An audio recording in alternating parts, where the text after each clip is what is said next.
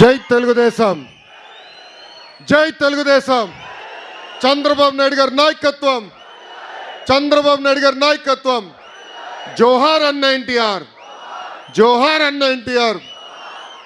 వచ్చింది మిమ్మల్ని కలిసేదానికి. ఆనాడు పాదయాత్రలో కార్యకర్తలందరూ నేను హామీ ఇచ్చా, నియోజకవర్గానికి వచ్చినప్పుడు ప్రభుత్వం తరపున ఏమైనా కార్యక్రమం చేయాలనుకున్నప్పుడు ముందు కార్యకర్తలు కలిసిన తర్వాతనే ఆ కార్యక్రమానికి వెళ్తానని చెప్పా. రేపు శంకుస్థాపన వేస్తున్నాం. 22,000 కోట్ల పెట్టుబడి 2 జిల్లాలకి రాబోతుంది. ఆ కార్యక్రమానికి మన నియోజకవర్గానికి వస్తున్నాను కనుక ముందు రోజు వచ్చి కార్యకర్తల్ని కలవాలని నిర్ణయించుకున్నా. ఇచ్చిన హామీ మేరకు ఈరోజు మీ లోకేష్ మీ ముందర నిలబడటం జరుగుతుంది. 2019 ఎన్నికల్లో మనం ఓటమి చెందాం. కానీ గెలిచిన శాసనసభ్యులందరూ కేశవన్న కానీ, అనగాని సత్యన్న కానీ, గొట్టుపాటి రవన్న కానీ, మిగతా నాయకులందరూ కూడా ఆనాడు శాసనసభ సాక్షిగా చంద్రబాబు నాయుడు గారు అనేక మాటలు అన్నారు. చంద్రబాబు నాయుడు గారు ఆనాడు రాజధాని విషయం వచ్చినప్పుడు నేను కౌన్సిల్ సభ్యుడిని. కౌన్సిల్కి ఆయన వచ్చి పైన కూర్చున్నారు గ్యాలరీలో. ఆ ఫోటో ఇప్పుడు కూడా ఉంది. పొద్దున స్వామి గారు చూపించా. వైకాపా శాసనసభ్యులు ఆయన చుట్టుముట్టడానికి ప్రయత్నించారు, అవమానించడానికి ప్రయత్నించారు. కానీ కేశవ్ అన్న ఆ రోజు అక్కడ నిలబడి నన్ను దాటుకుని మా నాయకుడి దగ్గర రావాలని చెప్పారు. మాటలు తక్కువ చెప్తాడు, ఎక్కువ మాట్లాడు, కానీ నిలబడ్డారు. స్వామి అన్న నిలబడ్డాడు. మన బోలా శంకరుడు ఉన్నాడు, రెవెన్యూ శాఖ మత్స్యులు అనగాని సత్యప్రసాద్, ఆయన కూడా ఆ రోజు ఎంత ఇబ్బందని నిలబడ్డారు. అందుకే పార్టీ ఈరోజు వాళ్ళ రుణం తీర్చుకుంటాం జరిగింది. 2024 ఎన్నికల్లో భారతదేశంలో ఎప్పుడు లేని విధంగా 94% సీట్లు ఎన్డీఏ కైవసం చేసుకుంది. ఈరోజు మనం ఎక్కడికి వెళ్ళినా సెల్యూట్లు కొడుతున్నారు. దారి పొడుగునా పోలీసులు కంపడ్డారు నాకు ఈరోజు. ఎక్కడికి వెళ్ళినా సెల్యూట్లు కొడుతున్నారు బాగా. నేను మనసులో అనుకున్నా, పాదయాత్రలో ఎవడు కంపడలేదు ఏంట్రా బా అని.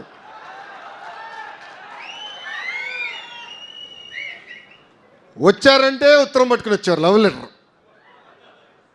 41 నేను సార్ మీ పైన 20 ఇప్పటికీ 20 ఉంది, 21 కేసు అనేవారు. ఇది మీ అందరికి ఎందుకు చెప్తున్నానంటే గెలిచాం, ఇప్పుడు అందరు సెల్యూట్లు కొడతారు. కానీ కష్టకాలాలు మనం మర్చిపోకూడదు, మన పడిన అవమానాలు మర్చిపోకూడదు. నా పైన 23 కేసులు పెట్టారే, నేను మర్చిపోను. అధికారంలో ఉన్నా ప్రతిపక్షంలో ఉన్నట్టే మనం ఆలోచించాలి, కసితో పనిచేయాలి. ఆనాడు చంద్రబాబు నాయుడు గారు ఇంటి నుంచి బయటకు అడుగు పెట్టాలంటే గేట్లకే తాడు కట్టారే. ఏం తప్పు చేయని చంద్రబాబు నాయుడు గారిని 53 రోజులు రాజమండ్రి జైల్లో బంధించారే. ఆనాడు మనం చూసాం పుంగనూరు నియోజకవర్గంలో ఒక తాతయ్య మీసాలు మెలేసి తొడగొట్టి, ఎవరది అంజిరెడ్డి తాత, రా నా దగ్గర నుంచి తీస్తావా బీఫామ్ చూద్దాం అన్నాడు. ఆ అంజిరెడ్డి తాతే మనందరికీ స్ఫూర్తి. పల్నాడు జిల్లాలో ఎన్నికలు జరుగుతుంటే మంజులారెడ్డి గారు ఆనాడు బూత్ దగ్గర నిలబడి పోరాడారు. ఇక్కడ రిగ్గింగ్ జరిగేదానికి లేదంటే ఏకంగా తల్లపైన కత్తితో గాయాలు, రక్తం గారుతున్నా అక్కడ నిలబడింది. పోలింగ్ అయ్యి డబ్బాలని సీల్ చేసిన తర్వాతనే ఆసుపత్రికి వెళ్ళిన మంజులారెడ్డి గారే ఈరోజు మనందరికీ స్ఫూర్తి. అదే పల్నాడులో మన చంద్రయ్య, ఇప్పుడు కూడా ఫోటోలు నాకు గుర్తున్నాయి. చితకబాది నడి వీధిలో రోడ్డు పైన పడుకోబెట్టి ఒక్కసారి వాళ్ళ నాయకుడికి జై చెప్పమన్నారు, ఒక్కసారి వాళ్ళ పార్టీకి జై చెప్పు నేను వదిలేస్తా అన్నాడు. ఆయన ఒక్కటే నవ్వుతా అన్నాడు, జై తెలుగుదేశం, జై చంద్రబాబు నాయుడు అని. ప్రాణాలు పోగొట్టుకున్న చంద్రయ్య మీ అందరిపైన కూడా కేసులు పెట్టారు, అడుగడుగున అవమానించారు, బయటికి వస్తే ఇబ్బంది పెట్టారు. కానీ మంది పసుపు జెండా, ఎవరు మన అండర్ ఎస్టిమేట్ చేయలేరు. అది ఆ పసుపు జెండానే కాదు, మన రక్తంలోనే పారుతుంది. అందుకే ఆ మొదటి రోజు నుంచి అన్నాం, అయ్యా జగన్ తగ్గేదే లేదని. అడుగడుగున పోరాడం. యువగలం పాదయాత్రలో మీరు అందరూ చూశారు. నా స్టూల్ లాక్కుని పోయారబ్బా, నా మైక్ లాక్కుని పోయారు. అడుగడుగున అవమానాలు. చంద్రబాబు నాయుడు గారిని కించపరిచే విధంగా ఫ్లెక్సీలు అన్నీ చేశారు. కానీ ఒక లక్ష్యంతో పనిచేశాం. జిల్లాకు వచ్చేగల యువగలం ఒక ప్రభంజనంగా మార్చారే, అది తెలుగుదేశం పార్టీ కార్యకర్తల గొప్పతనం. ఇవన్నీ మనం గుర్తుపెట్టుకోవాలి, ఇవన్నీ మనం మర్చిపోకూడదు. క్లస్టర్ యూనిట్ బూత్ సభ్యులు మీరందరూ, గ్రామ పార్టీ అధ్యక్షులు, మండల పార్టీ అధ్యక్షులు, అనుబంధ విభాగాలు ఆనాడు అందరూ కష్టపడ్డారు, గడప గడప దొక్కారు. చంద్రబాబు నాయుడు గారు ఒక కార్యక్రమానికి పిలిపిస్తే పరిగెత్తుకుంటూ వెళ్ళి పనిచేశాం. దాని ఫలితమే 94% సీట్లు. ఆనాడు బాబు సూపర్ 6 హామీలు ఇచ్చాం, మేనిఫెస్టో విడుదల చేశాం. హామీల గురించి కూడా మాట్లాడుకోవాలి. భారతదేశంలోనే ఏ రాష్ట్రం ఇవ్వని విధంగా వృద్ధులకి మనం నెలకి 4,000 రూపాయలు ఇస్తున్నాం, వికలాంగులకి 6,000 రూపాయలు ఇస్తున్నాం, బెడ్కే పరిమితమైన వాళ్ళకి 15,000 రూపాయలు మన ప్రభుత్వం ఇస్తుంది. ఛాలెంజ్ చేయాలా, ఆ దొంగ పార్టీ నాయకులకి కార్యకర్తలకి ఛాలెంజ్ చేయాలా. అరే 1,000 రూపాయలు పెంచడానికి మీకు 5 సంవత్సరాలు పట్టిందే, అదే 1,000 రూపాయలు 5 నెలలు కాదు, 5 వారాలు కాదు, ప్రభుత్వం వచ్చిన వెంటనే పెంచి చూపించింది ఎన్డీఏ కూటమి. పాదయాత్రలు చూసే ఎక్కడికి వెళ్ళినా గుంతల రోడ్డు, వర్షం పడితే ఇంక అయిపోయింది పరిస్థితి. నడుస్తుంటే గుంత ఎక్కడుందరా బాబుని ఎత్తుక్కునే పరిస్థితి. గుంతలు పూడ్చేదానికే కేశవన్న 2,000 కోట్ల రూపాయలు ఖర్చు పెట్టించాడు, ఉన్న గుంతలు పూడ్చేదానికి. అది చేసాం. మూసేసిన అన్న క్యాంటీన్లు తిరిగి ప్రారంభించాం. దీపం పథకం ద్వారా ఇప్పటికీ 1 కోటి మందికి ఉచితంగా గ్యాస్ సిలిండర్లు అందజేశాం. పాలిట్ బ్యూరో మీటింగ్లో కూడా చర్చించాం. ఇంకా గ్యాస్ సిలిండర్ లింక్ కాదు, 4 నెలలకు ఒకసారి 800 రూపాయలు నేరుగా మహిళల అకౌంట్లో వేయాలని నిర్ణయించుకున్నాం. అది కూడా అమలు చేస్తాం. ఇంకా తల్లికి వందనం, అన్నదాత సుఖీభవ జూన్ మాసంలో కూడా కూటమి ప్రభుత్వం అందజేయబోతుందని మీ అందరికీ తెలుపుతున్నాం. మనం మమేక్యం అవ్వాలి, ప్రజల దగ్గరికి వెళ్ళాలి. కుటుంబ సాధికార సారథులు కానివ్వండి, బూత్ అధ్యక్షులు కానివ్వండి, యూనిట్ అధ్యక్షులు కానివ్వండి, క్లస్టర్ అధ్యక్షులు కానివ్వండి, విలేజ్ మండల అధ్యక్షులు అందరం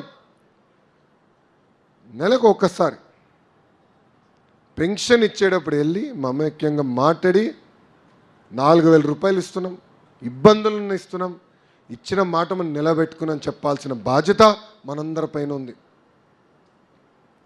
మనం చేస్తున్న సంక్షేమ కార్యక్రమాలన్నీ మనం ప్రజల్లోకి తీసుకెళ్లాల్సిన అవసరం చాలా చాలా ఉంది. ఇంకో పక్కన ఉద్యోగాలు, యువకులు ఆశలు పెట్టుకుని మనం గెలిపించాం. అందుకే మన ప్రభుత్వం అధికారంలోకి వచ్చిన తొలి సంతకం డిఎస్సి మనం పెట్టాం. గడిచిన 40 సంవత్సరాలు 80% టీచర్ పోస్టులు మన ప్రభుత్వమే భర్తీ చేసింది. ఈరోజు మెగా డిఎస్సి పెట్టాం. 16,347 పోస్టులకి డిఎస్సి ఏర్పాటు చేస్తున్నాం. జూన్ మాసం నుంచి ఎగ్జామ్స్ మొదలవుతున్నాయి. దాంట్లో కూడా కొత్త కాంట్రవర్సీ పెడుతున్నారు కొంతమంది. వైకాపాలకు పనిపాటు లేదు, సుప్రీంకోర్టు వరకు వెళ్ళారు ఈరోజు డిఎస్సి ఆపేదానికి. దేవుడి దేవల ఆగదనుకుంటున్నాం, ఎందుకంటే బలమైన నోటిఫికేషన్ మనం ఇచ్చాం. టైం పెంచాలంటున్నారు. అరే సిలబస్ నేను పోయిన డిసెంబర్లో ఇచ్చా. పాపం జగన్మోహన్ రెడ్డి గారు సిలబస్ అంటే ఏంటో తెలియదులే. 7 నెలలు సమయం మనం ఇచ్చాం. పద్ధతి ప్రకారం డిఎస్సి ఇస్తున్నాం, జాబ్ నోటిఫికేషన్ ఇస్తాం, పెద్దలు అన్నట్టు పెద్ద ఎత్తున పెట్టుబడులు పరిశ్రమలు తీసుకొస్తున్నాం. ఈరోజు సోలార్ విండ్ కంపెనీలు వస్తే మనకేంటి అనుకోవచ్చు, టెక్నీషియన్లు కావాలి, మెయింటెనెన్స్ చేయాలి, పిల్లలకి స్కిల్ అప్గ్రేడేషన్ చేయించాల్సిన బాధ్యత నా పైన ఉంది. రేపు యజమానం కూడా చెప్తా, ఓనర్లకు చెప్తా, కంపల్సరీ లోకల్స్కే మీరు ఉద్యోగం 100% ఇవ్వాలని. కంపెనీలు ఎందుకు తెస్తామండి?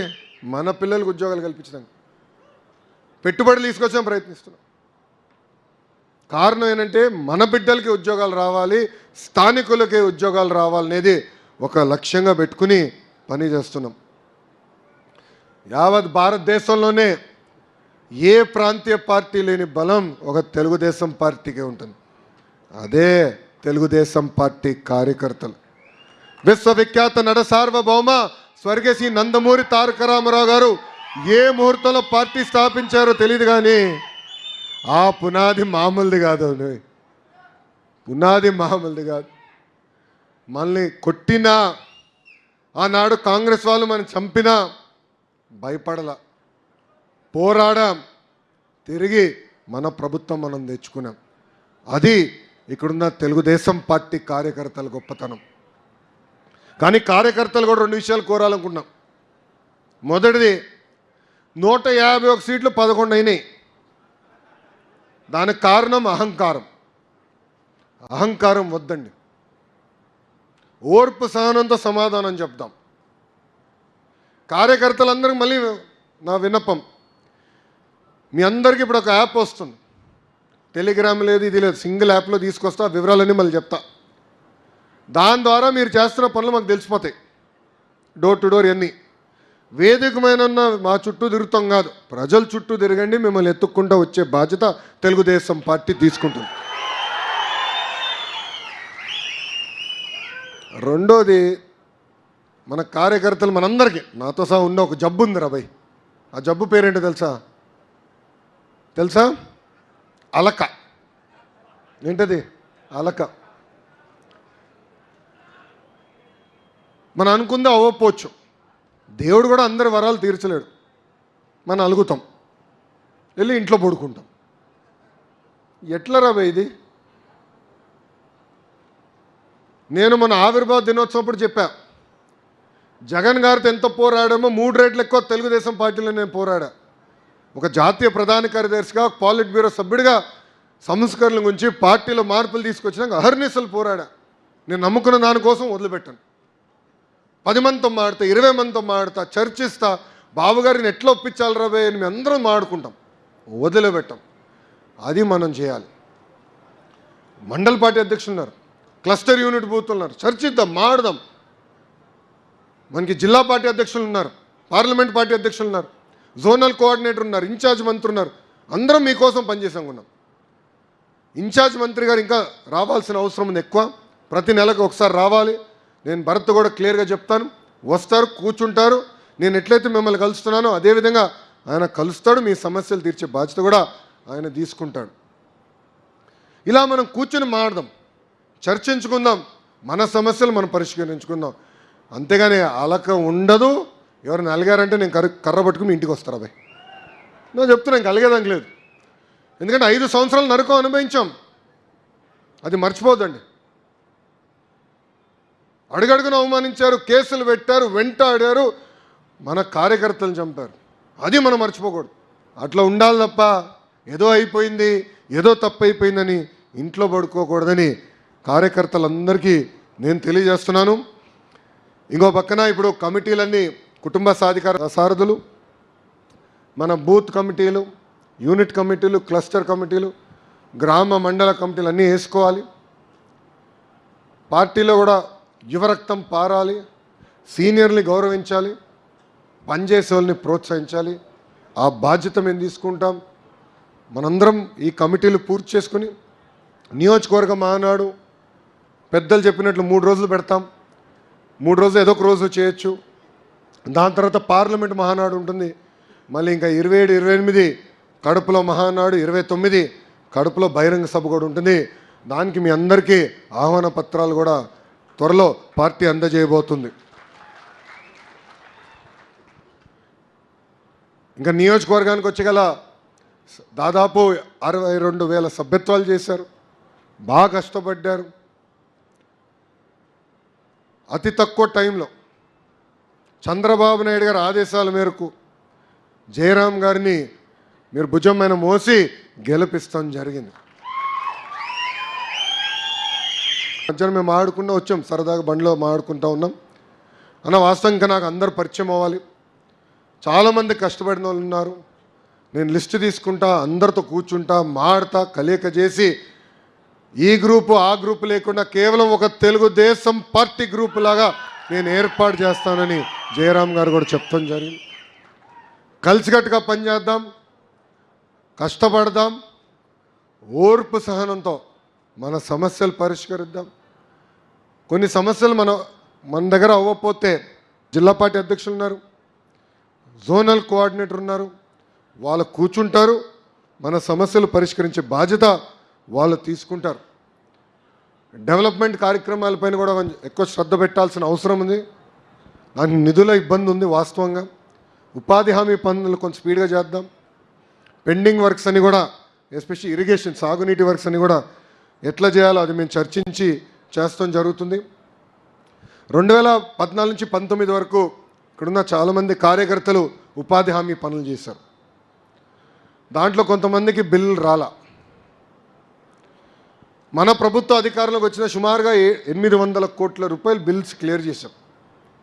ఇప్పుడు 3 రకాల బిల్స్ పెండింగ్ ఉన్నాయి. ఒకటి కన్వర్జెన్స్, ఎక్కడైతే ఇతర డిపార్ట్మెంట్ నుంచి డబ్బులు రావాలో అది పెండింగ్ ఉంది. రెండోది గత ప్రభుత్వం కేసులు, విజిలెన్స్ కేసులు పెట్టి 20% కట్ చేసి ఆ డబ్బులు రాలేదు. మూడోది పనులు చేసినా ముందలే పనులు అవసరం లేదని ఆన్లైన్లో క్లోజ్ చేశారు, అంటే శాశ్వతంగా రాదని క్లోజ్ చేస్తాం జరిగింది.